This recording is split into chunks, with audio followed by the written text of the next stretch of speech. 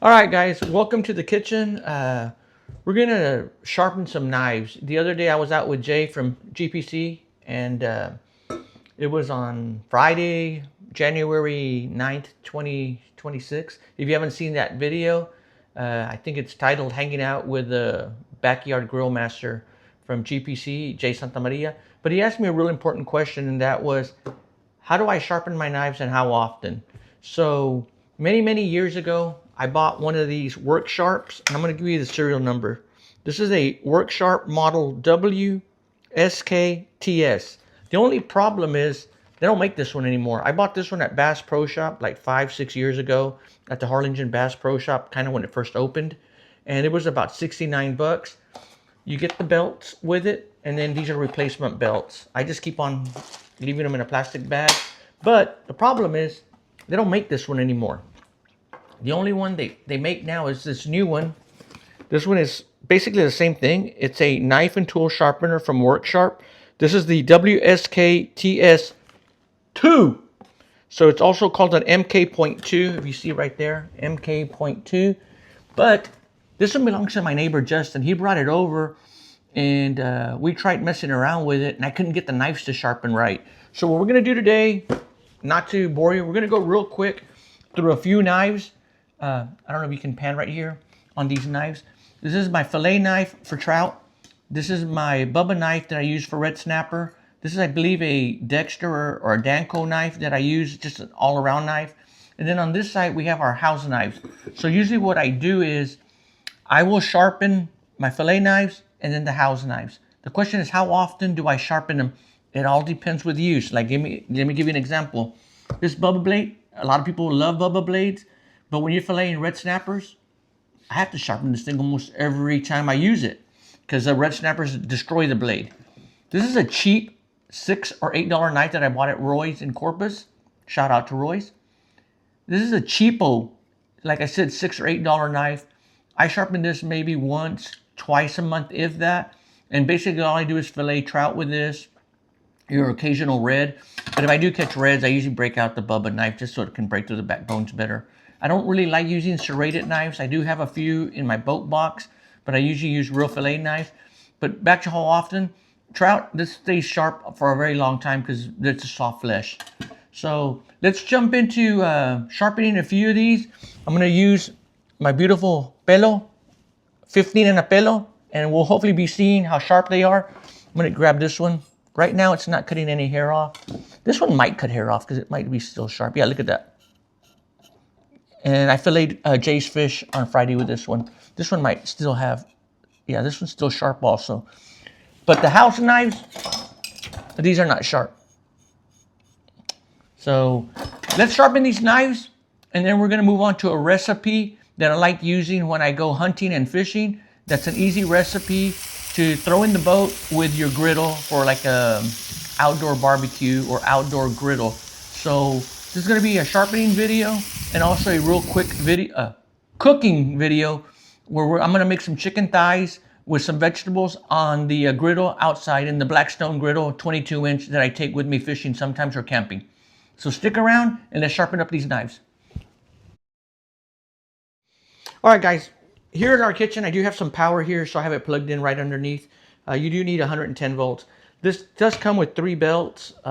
This is a coarse, the medium, and the fine. I've got a new fine one right here because I think I'm going to have to transition to the new one.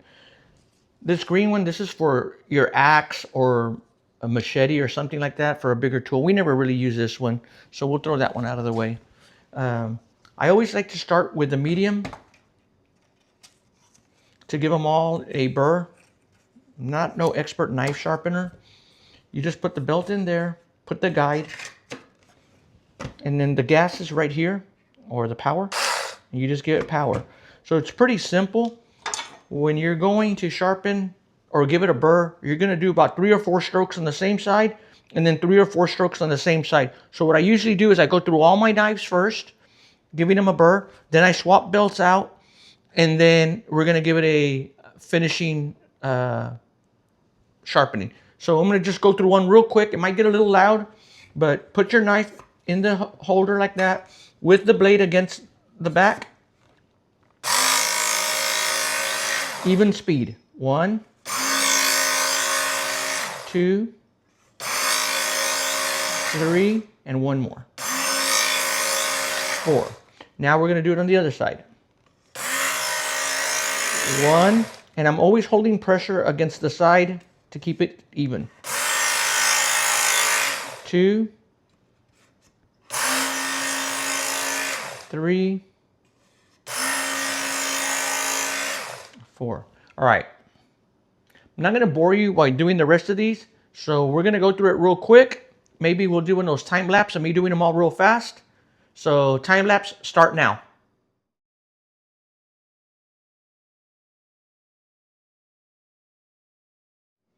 All right, guys, we did the kitchen knives. I'm going to quickly do the fillet knives. I'm not going to do this one because this one was already sharp, but I'll do these two real quick, also for time lapse, and then we'll do the fine.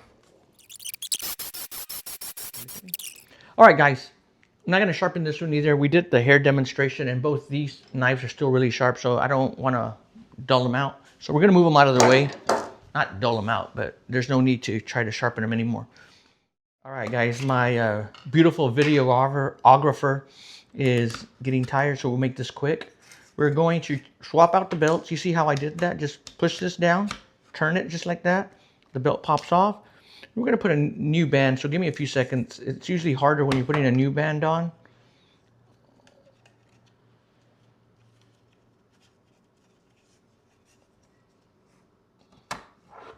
And then I just like to kind of pull it like that. Make sure everything looks good. It does. You can even do it like that. Put the guard back on. Everything looks good. So now we're going to do the same scenario. Let me move these bands out of the way. And I'm just going to line up. The knives again. Pass them through. But now the trick is going to be a back and forth, not all on the same side. So what do I mean? So we're going to go right, left, right, left, right, left, maybe 3 or 4 times, and then I might check it with 15 and a pelo. Ready?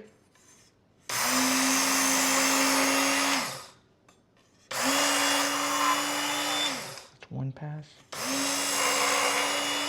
2 passes, 3 passes, no, 2 passes, right?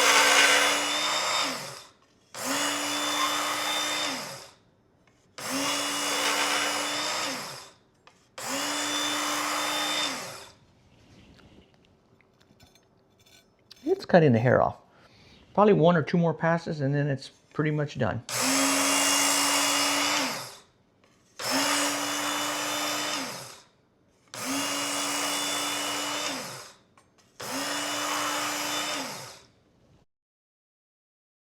All right, guys, we're going to do a quick time lapse again. So time lapse, start now. You already saw the process, so I don't bore you with this. And then we'll jump into what we're going to cook today.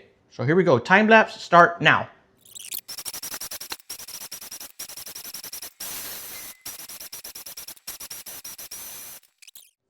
All right, guys, we're going to finish off with the Bubba blade. We're going to put a fine finish to it. And once again, even strokes, whatever you do to the right, you do to the left at the same speed. And you try to turn off the gas in between running the knife through there. So something like this.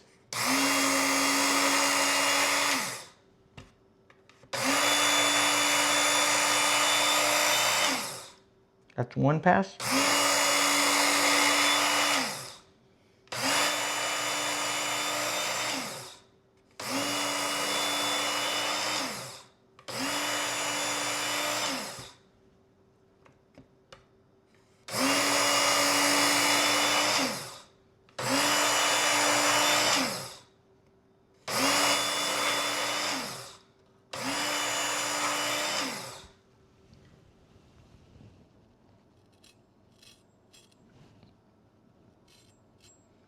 Good enough for Roy. So this is what I do. It's a very simple tool to use. We both love it. We always determine after a few weeks for our kitchen knives, depending on what we're cutting. We do have this amazing cutting board here in our house to cut with, so it helps keep the knives in good shape most of the time. But we do this maybe once or twice a month, or at least once a month for sure. So remember, the Work Sharp. They don't make this one anymore. We're going to try to tune up Justin's and see if I can get the same quality out of it. But if you can find the older model, I highly recommend just buy the older model. If not, the MK2, the new series MK.2 should work for you. I just have a feeling there's something wrong with that one. Fine adjustment needs to be set right on it. We'll work with the other one. But for right now, let's transition to the kitchen. 1, 2, 3, bam! Let's cook food. All right, guys, welcome to the kitchen. We're gonna do a little cook. We're gonna do a stir-fry chicken. Basically, this is chicken thighs. We're gonna cut up some vegetables, and we're gonna throw some onions in there together. So first, we're gonna fry up the pan-sear the vegetables, and then we'll add the chicken. But what do I spice my chicken up with? GPC, the bird. And just so y'all know, I don't like to talk shit. This is basically empty. So we're going to go ahead and start with a new bottle here. So let me go ahead and open up the new bottle. And if y'all saw my last video, there is a code. If you go to gpcoutdoors.com, just type in off duty at checkout and you'll get 15% off all your GPC spices. So we're going to be using a new bottle of bird, and we're going to get started. All right, guys. Also, I added a few spices up here just so you could see what's in the GPC lineup. We've got the Southwest Rib Rub, the most popular ones, the Gordito Mix. We got the Beefy Rub, and then my favorite is the Fajitas. And you can get all these in a fat pack. All right, guys. Usually I use this recipe when I'm going to go either bird hunting and we're going to cook at the fields, or somebody might want to do lunch out on the boat and they want maybe a hot meal. Usually I'm going to make this into basically chicken fajita tacos. In 2025, we did one in June where we cooked on the boat and it came out awesome. I'll put up a few pictures here so you can check out me cooking, a little bit of video. But it was an amazing day. The bite was awesome, the fishing was awesome, and the food was awesome. We cooked chicken and fish out on the water that day. Same thing during dove season. I did a cast and blast where we made dinner out at the field, and I made this same recipe, this chicken thighs with the vegetables. While the guys were out hunting, I was slaving over the stove, which is my Blackstone griddle 22-inch. So that's what we'll be cooking this on today, is my Blackstone griddle 22-inch. It's pretty portable. I use it on the boat, and hopefully you can see the way I have it set up in some of the pictures that I've included. All right, guys, after I cut up all my ingredients, when I cut up my thighs and season them up with the bird, we'll put that right there. I cut up my vegetables. Where do I put this stuff? Usually, if I'm going to do a cook out on the water or out in the field, I'm going to put these in Ziploc baggies, so that's less stuff to clean, and you can just throw away the Ziploc baggies a lot easier. But I am going to cut everything the night before, so I don't have to be doing it out on the water or out in the hunting field. Where do I put them? A lot of times when I barbecue, this is called a Nordic Ware Classic Metal 9x13 covered cake pan. This one's brand new. We've only had it maybe a year, so it's not beat up yet. But let me show you what they look like after they've been beat up. These two have been in my household for ever, as long as I can remember. I've always used these, but I ordered a new one because I don't think it's going to be able to come out. From cooking so much with them, throwing them in the barbecue pits, keeping food hot and stuff, I've actually already burnt holes in them. But I still use them because they're still good. The lids work great on them. And that's just a new one, but these are the old ones. So I only always promote stuff that I use and that lasts. You can't go wrong with these. So check them out. I'll put the link up here for you to look at them on Amazon. All right, guys, this is one of the main reasons why we like to sharpen up the knife. So when we're going to cut our chicken and we're going to cube it up for tacos or stir fry, that's what we're making. We're making stir fry. It just cuts through it real easy. I mean, of course, anything cuts through chicken pretty easily most of the time. But I'm throwing it in my Nordic pan, and then we're going to add the bird seasoning from GPC to it and get it all mixed up in there. We'll put it back in the refrigerator, and then we're going to go back to cooking. But focus in right here, honey. Look how sharp the knife is. It's just tearing the paper like nothing. Crazy, right?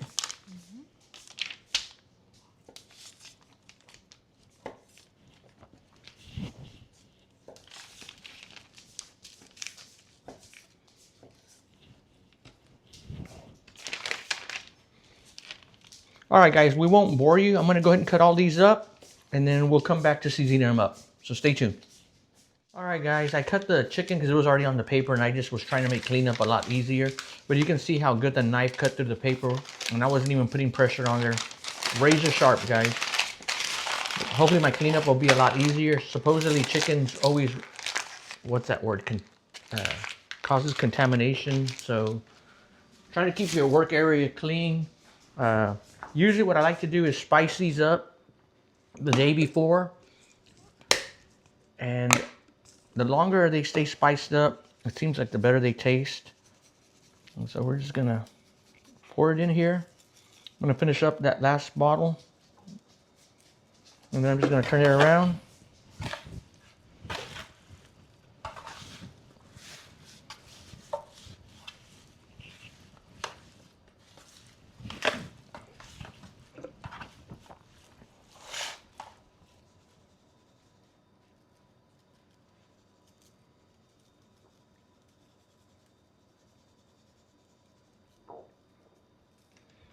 That's beautiful. We're gonna cover it up.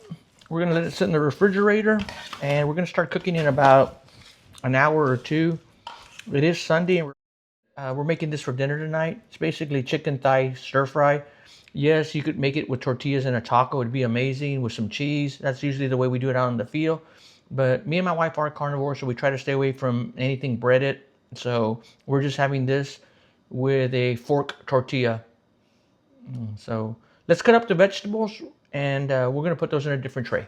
All right, guys, I'm gonna bore you. I mean, everybody knows how to cut vegetables and chicken, but basically we're gonna knock these out real quick. I like to use a smaller, flexible kitchen knife to cut the tops off my bell peppers. Yes, we are carnivores, but we do like to add flavor to our food. So basically, we just kind of pop that out. That's trash. And then I'm just gonna cut it into manageable sections. And we'll just do one real quick, and then I'll just cut the rest of them up.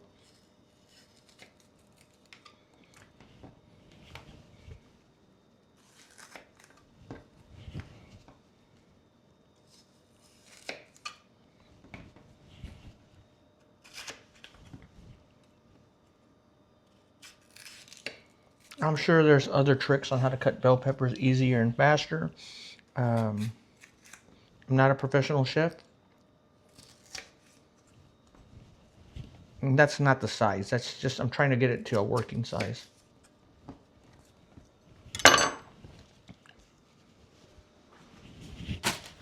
And just in case I didn't say anything, I thoroughly cleaned the cutting board before before putting these on there, because I didn't want the chicken to contaminate my cutting board. So I'll put these here just like that, and we're gonna basically make stir fry out of these. What I really like is when you have a really nice sharp knife, it just cuts through these like butter. Look at that.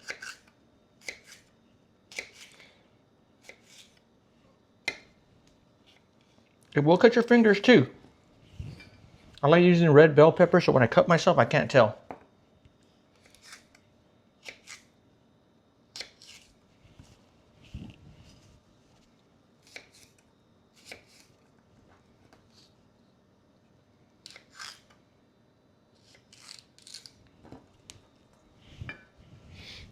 All right, and then we just continue. Now, some people will just whack a pepper like this, and then they go like that.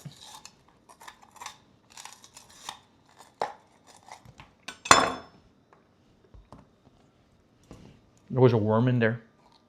Just kidding.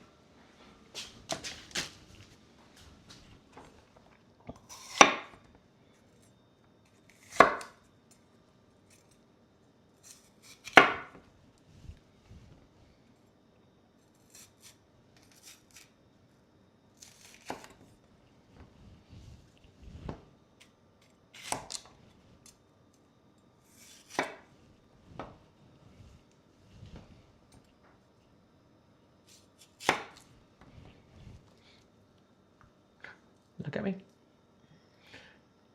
All right, we're gonna go through a quick time lapse starting now. Time lapse cutting the rest of this stuff. Ready? Go.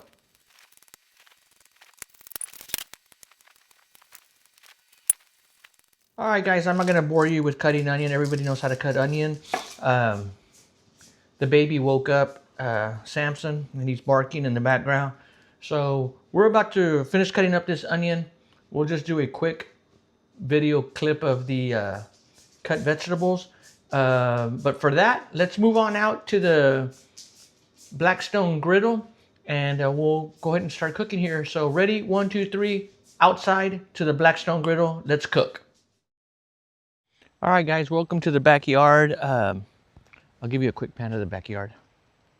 Maybe this way. Ooh.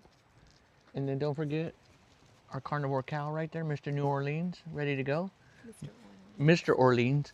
But I like to always coat my Blackstone griddle with a little bit of bacon grease. It is cold outside, so the bacon grease is kind of not wanting to melt. The first thing we're gonna do is we're gonna fry it, or we're gonna stir up the onion. Usually, just gonna listen to the sizzle, baby.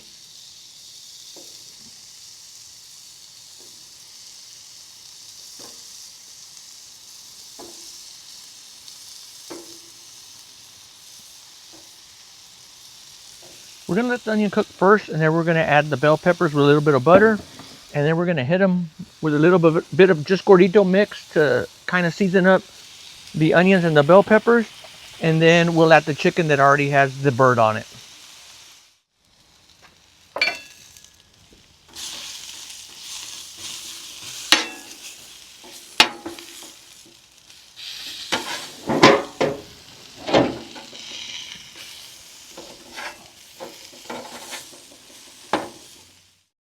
I don't know if I did already talk about this, but I always like to coat my Skittle, right? Skillet. Skittles is a candy. I like to coat my skillet with bacon grease, and try to cook the onions first in a little bit of bacon grease. Once I see that they're starting to get a little soft and translucent, I'm going to move them off to the side. I'll melt a little bit of butter, and then I start throwing in the bell peppers. So we're going to go ahead and do that now. How long? I mean, obviously all this stuff you could eat raw, so it just depends how much you like them cooked. But what I'm going to do is cook the bell peppers and the onions, move them off to the side, and then we're going to throw in the chicken, and the bell peppers will continue to kind of be being cooked. So I'm going to put a little bit of butter there, get my griddle nice and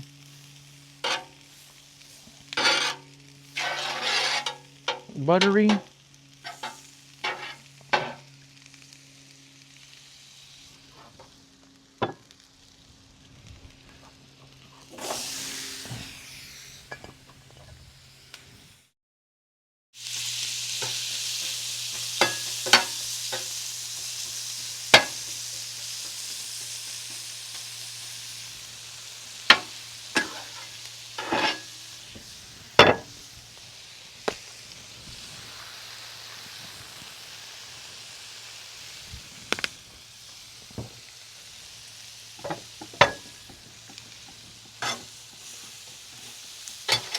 All right, guys, I also already have the chicken ready. I'm letting it kind of almost come to room temperature, so when I put it on the griddle, it's not cold and heat coming together.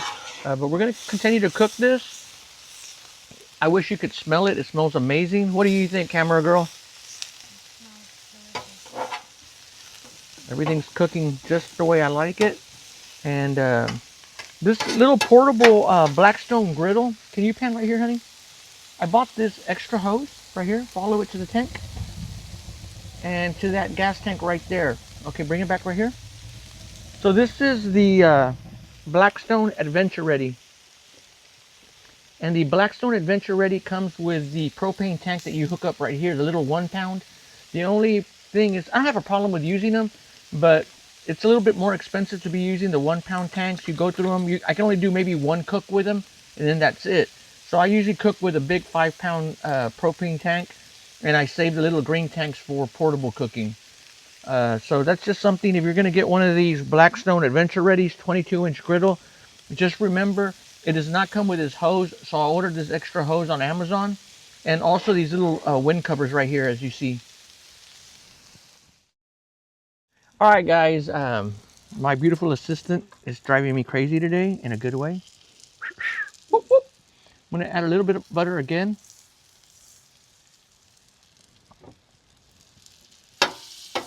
And also, I moved all the vegetables over here to the corner. And then once the chicken finishes cooking, then we'll just commingle everything. That was a word of the day on another cooking video, commingle. I don't know if you all remember that. But if not, make sure you check out my breakfast weight fishing video where we commingled all our breakfast in a taco.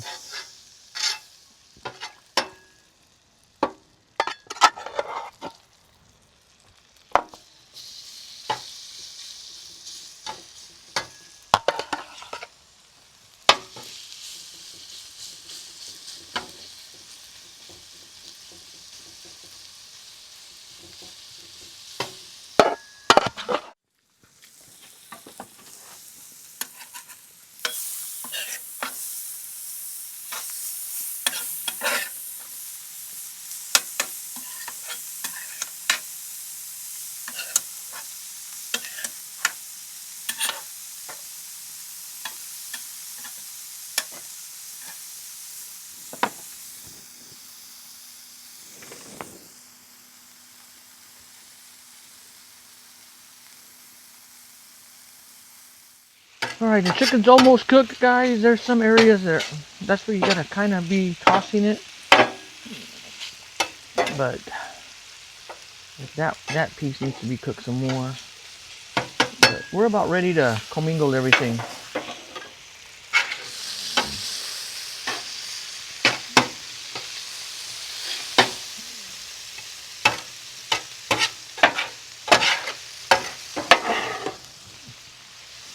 You didn't even know I could work at a Chinese restaurant doing this. At Panda Express, baby.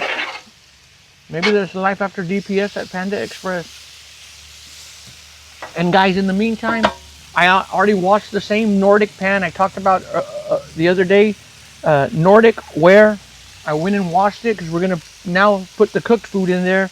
And if we don't finish it today, it's already ready to be put away for tomorrow for leftovers. Because we're big leftover eaters at this house.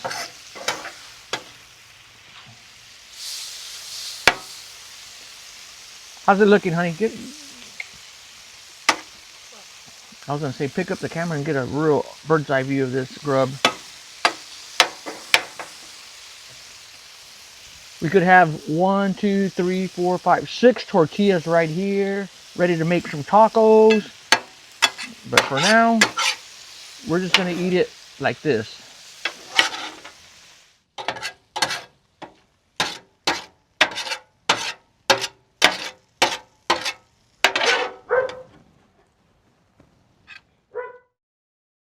All right, guys, that's going to conclude our video. We're going to eat dinner.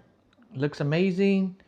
And I promise you it's going to be amazing. I don't think I've ever seen a video where somebody makes something and goes, "Oh, that sucked." Have you, honey? No. No? I know, but I would be honest. If it didn't come out good, I'd tell you. But I've done this recipe many, many, many times. I know it's going to be amazing. So keep on watching, and there'll be more content. This was just a little bit different than our fishing content. And remember, at the end of this video, I have some clips of my wife making fun of me. So check out these clips of my wife pretending or acting like she's me. It was funny. What do you think, honey? It was funny. So make sure you all watch that. We'll go ahead and jump over to those clips now. Just little outtakes of my wife making fun of me, basically. Love you guys. Thank you. Go. And if there's one thing I can't stand, it's a knife that will not cut.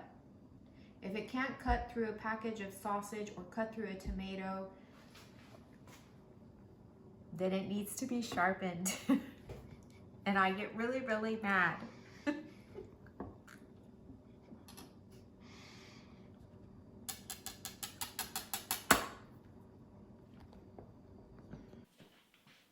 All right, guys, my wife's gonna try to be me. Come on, do me. You do a better job than me. All right, guys, so we're in the kitchen today. It's January 11th, Sunday. We're gonna talk about knives. I was fishing the other day with GPC outdoors, and he asked me two questions. How often do I sharpen my knives, and what do I use to sharpen my knives? So what do I use to sharpen my knives? A work sharpener. This is the old one. I've been using this for about 5-6 years. Got it at Bass Pro Shop. And this is the newer version. It belongs to my neighbor, but it doesn't work. And I don't know why that's relevant. But Because they don't make the old one anymore. oh, so this one, they don't make this model anymore. And I'll put a picture here of because I can't get this newer model to work yet, I've got to keep toying with it. I'm going to use the old one today, and hopefully if you're interested in the old model, you can find it on Amazon or eBay. If not, maybe this is a special case of not working, who knows. But it comes with 3 belts, coarse, medium, and fine. And I'm going to be using the medium to start sharpening today. But back to the other question, how often do I sharpen my knives? I don't know. It all depends what fish I'm cleaning. It all depends on what fish I'm cleaning. So if I go offshore and I have a bunch of snapper and maybe several days in a row, I'm definitely going to need to probably sharpen the knife in between trips, and definitely after the trip of filleting all those fish. Kitchen knives, once I can't cut through a tomato, which I don't cut very often, or a package of Owen sausage, that's when I know it's time to pull out the kitchen knives and get them sharpened. Easy peasy. Have something fresh, cooked, and healthy instead of some kind of packaged crap like a bag of chips.